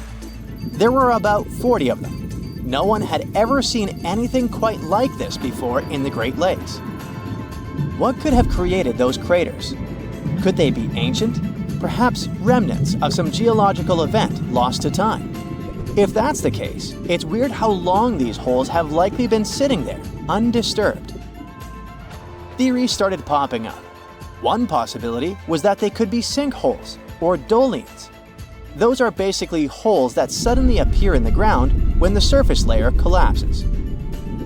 The rock beneath the surface, often made of limestone, gets slowly dissolved by water over time, creating voids underground. When the surface of those voids can no longer hold its own weight, it caves in, and this forms a hole. Think of it like when you poke a straw through the lid of a drink. Sinkholes can be small dips or huge, spanning up to 2,000 feet. They can happen gradually or all at once. Sometimes they can swallow entire cars or even buildings. And Lake Michigan sits on limestone bedrock. It erodes pretty easily when water flows through it. Sinkholes like these have already been found in Lake Huron, and they look kinda similar. But there are some plot holes, no pun intended, with this theory. For example, it's wild how they all would be so huge. It's also weird and pretty rare for sinkholes to occur in a lake bed. They also kinda resemble a straight pattern. They seem to extend generally southward, forming a loose line, which is pretty weird. If these are sinkholes, then they're definitely not playing the usual geological rules. Though it might be some new, unusual process at play beneath the lake's surface that we haven't discovered yet. There's another theory though: glaciers. Glaciers are wild rivers of ice. They covered much of the Earth during the last ice age, and they're incredibly powerful. While they might move slowly, sometimes only a few inches per day, they have such immense weight that they can reshape entire landscapes over thousands of years. Glaciers can grind and scoop the land beneath them. They're basically like colossal bulldozers. Their weight, combined with the slow but steady movement, grounds down everything beneath them: rocks, soil, even bedrock. This can create deep gouges in the Earth's surface, called glacial troughs. During the last ice age, there were lots of glaciers all over the northern US, including the Great Lakes region. If they moved across what is now Lake Michigan, they could have carved out these deep holes. Glaciers often move in a pretty straight path. As they move, they cause terrain to erode, but the resulting erosion varies based on terrain. Sometimes there are places where the bedrock is softer or fractured, and these places are more easily carved and crushed by the glacier. That could explain why some holes could be bigger and deeper than others. Harder bedrock is less affected. But usually this leads to rounded, crescent-shaped depressions known as chatter marks. Those marks are more like grooves rather than circular, big craters like those in Lake Michigan. Once the glaciers melted, the Great Lakes themselves formed. If the craters were formed by them, they may have filled with water, becoming part of the Michigan Lake. Though this theory is more like a speculation, so we need more evidence. But there's another layer to this mystery. The craters are not just curious geological formations. They actually may hold valuable clues about early life on Earth. Parts of Lake Michigan, especially dark ones, are relatively low in oxygen. It's like a lighter version of deep ocean environments that often have very little of this element. For example, hydrothermal vents deep in the ocean, underwater openings in the Earth's crust with some hot, mineral-rich water that are often very low in oxygen. But some organisms love places like these. For example, opossum shrimp. Teeny tiny shrimp-like creatures that love cold, deep waters. They get their name because they have a pouch to carry their young until they're ready to be on their own, like an opossum. Or deep-water sculpin fish, small bottom-dwelling fish that also enjoys cold lakes. They're well adapted to living in dark waters and usually stay close to the lake bed. And weird organisms like invasive quagga mussels, which kinda look like shells. These are small freshwater mussels that have spread there to the Great Lakes. They attach themselves to hard surfaces and can cause problems for ecosystems by competing with native species for food and space. All these guys could be in Lake Michigan, and even more. There might be microbes or even bacteria that are specially adapted to these harsh conditions, just like it was in Lake Huron. There's only a handful of creatures that could survive deep within these craters, and studying them could give us insight into how life once flourished in Earth's ancient, oxygen-poor oceans. That's because it's in places similar to these where some of the earliest life forms thrived. Early Earth had an atmosphere with little oxygen. although it was much more hot and ancient microbes adapted to this. The Great Lakes, especially Lake Michigan, have always had a bit of a ghostly reputation. Like even this mission was organized to study the shipwrecks. There were about 6,000 of them in the Great Lakes. Many of these wrecks are still sitting on the lake beds, preserved by the cold, fresh waters. And shipwrecks aren't the only strange things tied to the Great Lakes. Over the years, there have been stories of unexplained disappearances. Boats and even planes have vanished without a trace. The lakes, often calm on the surface, can suddenly turn dangerous with unpredictable storms and massive waves, leading to these mysterious events. Not even mentioning all the creepy stuff people notice there over the centuries, such as ghostly lights above water or bizarre weather patterns like eerie, sudden fogs that seem to appear out of nowhere. In 2007, they even discovered some prehistoric structure that looks like Stonehenge there. Well, it was way smaller, but still. It lay about 40 feet below the surface in the heart of Grand Traverse Bay, and it's speculated to be about 9,000 years old, way older than Stonehenge. Looks like this is a print of those who lived in the area thousands of years ago. These massive stones are arranged in a careful, winding pattern stretching over a mile. They range in size from basketballs to compact cars. But one, in particular, stands out. A boulder 3.5 to 4 feet tall, 5 feet wide. It's etched with the image of a mastodon, a creature that roamed the Earth about 11,000 years ago before it went extinct. It probably sank there during the end of the last ice age we mentioned. This period had reshaped the region.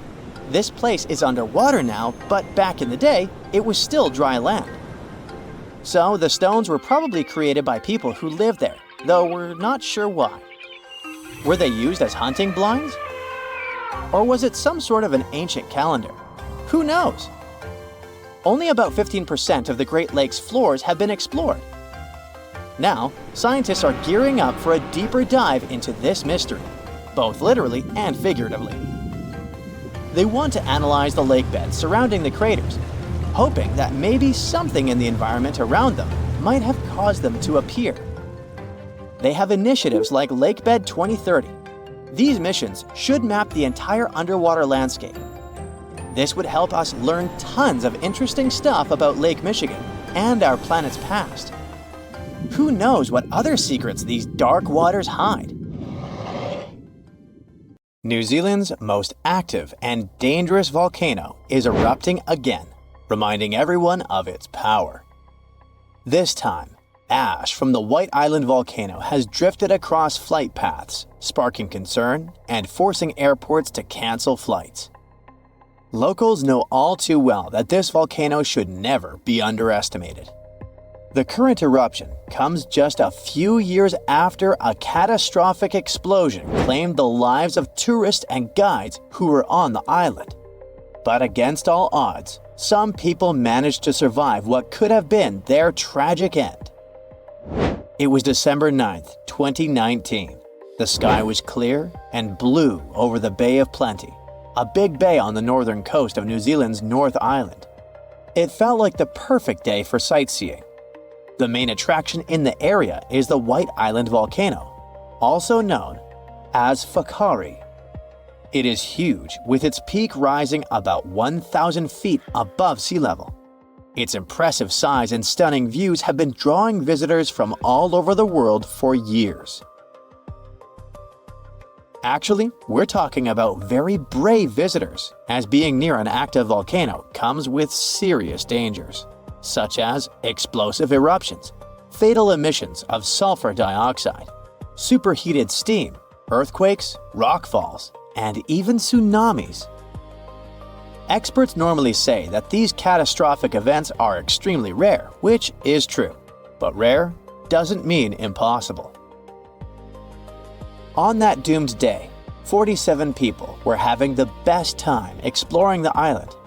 Little did they know that everything was about to change at exactly 2:11 that afternoon when the volcano erupted. A fisherman who was out at sea near the volcano described it as a huge explosion going off, forming a mushroom cloud as it expanded.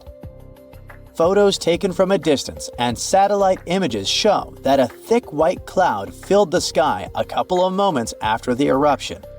Authorities then issued an alert about a moderate volcanic eruption, warning people living near the volcano to stay inside and close their windows and doors to prevent ash from coming in.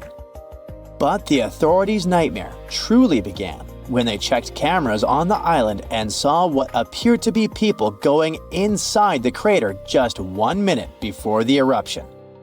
Right at that moment, they knew they had to launch an urgent rescue operation. Time was running out, and every second counted. The people were in serious danger. 7 rescue helicopters were sent to the scene with paramedics on board. They managed to find the first survivors, and 7 of them were seriously hurt. At around 5 in the morning the next day, officials announced that 23 people had been rescued from the island. They knew more people were still trapped there, but rescue teams could not communicate with any of them. And there was something even more worrying in the back of their minds: the risk and fear that a second eruption might happen at any moment. Recovery efforts during that week were really challenging due to ongoing seismic and volcanic activity. Heavy rain, low visibility, and toxic gases made things even tougher for the teams on the ground. Unfortunately, 22 people lost their lives in this tragedy, either due to the explosion or from their injuries. Those who survived tell heroic stories about that day. One of the survivors was from Sydney and was only 19 years old when he went on a family trip to New Zealand. The itinerary included a visit to the famous White Island volcano. He said that his tour group, including his family members, was caught in a relatively flat and open area on their walk down from the crater when the volcano erupted. Then he was thrown over a mound by the force of the eruption before curling up in the fetal position, covering his head with his hands. He felt like he was being hammered by a sandstorm, like in movies where characters can't see a few feet in front of them. Once the eruption clouds lifted, the island returned to the clear day it had been before, except everything was covered in gray ash. That was when he saw his father struggling to breathe. He remembers spending about 20 minutes thinking about what he could do, even though he was feeling unbearable pain. With hope of survival, he gathered all his strength to get up and seek help. Eventually, he managed to reach the pier where he was rescued and taken to a hospital. He spent 8 days in intensive care and, like a hero, managed to survive. Unfortunately, he never saw his family again. Along with other survivors, this young man was one of those who sought justice after the incident. According to him, he wasn't given any indication of dangers before going on the trip, and only had a short safety briefing that day with no emergency plans in place. This brings us to an important question regarding this tragedy. How could no one have predicted what was going to happen? Were they all really caught by surprise? To answer these questions, we need to understand a bit about the nature of volcanoes and how they behave. So, New Zealand is situated on 2 tectonic plates. These plates are always moving very slowly, and what happens there, specifically, is that the Pacific Plate slides under the Indo-Australian Plate. The problem is that when this subduction or sliding process happens, it can create deep trenches. As the edge of the denser plate moves down, the pressure and temperature around it go up. This causes changes in the plate that melt the rock above it, and that melted rock can rise and come through a volcano. This geological process has helped shape the beauty of New Zealand with its rugged terrain and stunning mountain landscape, but it can also be destructive. There are several active volcanoes in the country, and White Island is just one of them. Eruptions like the one that happened in 2019 have been occurring for tens of millions of years. White Island volcano is a stratovolcano, which means it has that classic cone shape like Stromboli in the Mediterranean or Mount St. Helens in Washington. It's also part of the Ring of Fire, a region filled with volcanoes that surrounds the Pacific Ocean. What makes this area so dangerous is the molten rock or magma hiding underneath these volcanoes. This magma is usually thick and filled with gas, which can lead to powerful and explosive eruptions. According to specialists, the eruption on White Island was likely a steam eruption. Stratovolcanoes often have many cracks that let water in. When this water meets hot magma, it turns into superheated steam that usually escapes through vents. If these vents get blocked, pressure builds up, which can lead to an explosive eruption that blasts steam, hot ash, and rock into the air. The thing with steam eruptions is that they're considered relatively small eruptions, but still fatal if you get too close. And it's precisely because they're small that they become very hard to predict. They can strike without warning, catching everyone off guard and turning a seemingly calm day into a life-threatening situation in an instant. So, about that day in 2019. Yep, the volcano really surprised the tourists and their guides, but we need to clarify one thing. About a month earlier, experts did notice an increase in toxic sulfur dioxide coming from the volcano. They raised the danger alert to level 2, which stands for moderate to heightened volcanic unrest. But what happened was that, back then, it was still pretty common for tour operators to keep running their tours, even with a level 2 alert. Unfortunately, the country learned the hard way that volcano tourism can be really dangerous, and White Island has been off limits since then. I mean, you can't get too close anymore, going there by boat or helicopter. But for those with a taste for adventure, scenic flights are still an option, allowing you to catch a glimpse of the volcano from a safe distance. Now, our planet has gone through 5 mass extinctions. One of them was so bad, it wiped out over 95% of life forms on our planet. Scientists think they might have found the culprit: volcanoes. Scientists took some ancient rocks from a dozen global locations and found elevated levels of mercury, which was released by volcanoes millions of years ago. This points to volcanic eruptions as the probable cause of the Permian-Triassic extinction event. The mercury didn't just come from rocks, it was from the atmosphere. This means that when the volcanoes erupted, they released this poisonous gas into the air. They produced about 720,000 cubic miles of ash, vastly more than the infamous eruption of Mount St. Helens. The gas left a trace that marks one of history's most significant catastrophes, setting the stage for the age of dinosaurs. These eruptions most likely released mercury by igniting large coal deposits. Shallower waters showed mercury spikes right at the extinction's main horizon, while deeper sections recorded spikes tens of thousands of years earlier. This could mean that the effects of the volcanic activity and the extinction it triggered varied across different ocean depths. That means that the extinction was prolonged and complex. It not only caused significant climate warming at the time, but also led to some other toxic events, like acid rain, which made the situation even worse for plants and animals. Although few things have made it from the Permian period to the present day, we can get an idea of what the world was like back then from the fossils found in eastern Kansas. Now, 252 million years ago, the Earth was thriving. The Earth's continents were coming together to form the supercontinent Pangaea. The land was mostly dry, and the Earth looked like a harsh, arid desert, vast stretches of land with minimal water sources. The climate varied from scorching summers to frigid winters. There were some plants here and there, mostly conifers, large ferns, and primitive mosses in places with more water. The Earth was dominated by dinosaur-like creatures like pelycosaurs or therapsids, often called mammal-like reptiles. There was also the fierce Dimetrodon with its awesome snail-like spine. These 3 were the top predators of their time. Smaller reptiles and amphibians also populated the landscape, alongside burgeoning insects like beetles and dragonflies, which thrived during that dry time. But all the interesting stuff mostly happened in shallow tropical seas. Marine environments were bustling with life: rich coral reefs, shellfish called brachiopods, animals known as bryozoans, and large single-cell fusilinids, which kind of look like they're covered in moss. Small funny ammonoids were quite popular as well, often hanging out in the oceans alongside brachiopods, bony fish, and sharks. Creepy trilobites, ancient marine creatures that first appeared 500 million years ago in the Cambrian period, but then persisted up to the Permian period. Trilobites were very diverse, active predators to scavengers or plankton eaters. However, almost all these beautiful creatures were about to disappear during the Permian-Triassic extinction. Now, this extinction was truly ruthless.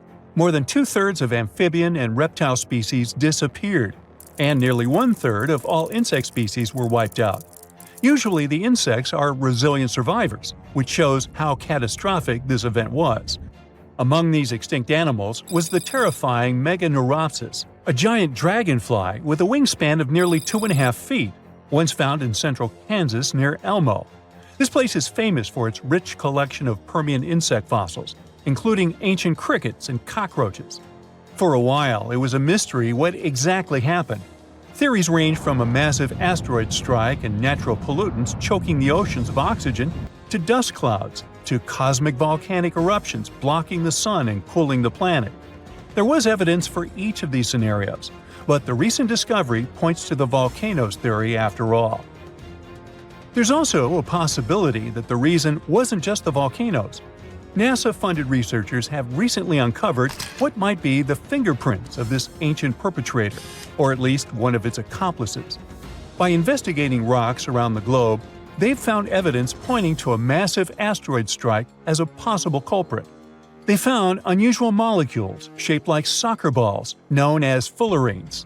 These molecules contain rare gases that usually come from space. This suggests that an enormous space rock, perhaps as large as Mount Everest, crashed into the Earth, contributing to extinction. There seems like there might have been a series of catastrophic events. The volcanoes were spewing vast quantities of lava and gas that altered the climate, Pangea was forming and disrupting weather and ocean patterns, and an asteroid decided to join in as the cherry on top. Lucky for us, nature is super persistent and always finds its way to be reborn. This just proves how resilient the Earth is. Now, what's interesting is this wasn't the only time that happened. The Late Devonian extinction, which happened around 360 million years ago, is also tied to volcanic activity. Volcanic eruptions and the proliferation of land plants could have altered the nutrients flowing into the oceans. The Triassic-Jurassic extinction, which happened around 200 million years ago, a bit before the dinosaurs, might have also been a result of a volcanoes plus asteroid impact combo. And finally, about 66 million years ago, the last dramatic shift happened on Earth. Our planet went from the age of dinosaurs to the age of mammals. This momentous change is known as the KPG extinction. Just like the Permian extinction, it was a sudden event that ushered in new forms of life. And, once again, there are two major theories about what happened. The most popular theory tells us that the dinosaurs disappeared because of a massive asteroid. The Chicxulub meteorite smashed into present-day southern Mexico, creating the Chicxulub crater. The meteor was about 6 miles wide and hurtling towards Earth at incredible speeds. The impact was so powerful that it vaporized everything nearby instantly and released more energy than any other event in a billion years. The aftermath was catastrophic. Earthquakes shook the continents, and the ground itself heaved like a stormy sea. As the dust thrown up by the asteroid settled, it fell back to Earth like rain, heating up the atmosphere so much that forests worldwide burst into flames. Not far behind was a gigantic tsunami, stirred up by the ocean floor's upheaval, which swamped coastlines near the Gulf of Mexico. Not all dinosaurs perished immediately. In places like New Zealand, some dinosaur populations survived initially. However, a dark, ash-filled sky eventually covered the globe, blocking out the sun and plunging the world into cold and darkness. The long-term effect of the asteroid is what really sealed the fate for dinosaurs. Without sunlight, the food chain collapsed rapidly. Herbivores slowly disappeared, followed by the carnivores that depended on them, and the ash settling back to the Earth exacerbated the environmental upheaval, with fluctuating temperatures making survival tough. But there's another theory that says that, like with the Permian extinction, the asteroid was just the cherry on top. The dinosaur extinction was inevitable because of the volcanoes. Around 1 million years before the dinosaurs' demise, massive volcanic activity began under where India is today. This event created the Deccan Traps, a vast plateau formed from layers of lava that covered an area as large as France. For hundreds of thousands of years, these volcanoes spewed sulfur dioxide and carbon dioxide into the atmosphere. This turned the skies dark and the rain acidic, poisoning food sources and turning oceans into toxic baths. These changes were gradual but relentless, stressing ecosystems, breaking food chains, and leading to a slow but steady decline in many species, including the dinosaurs. Although it's not certain which theory is true, scientists now think that both were equally to blame. Maybe one day we'll have a clear picture of how the reign of the dinosaurs came to such an abrupt end.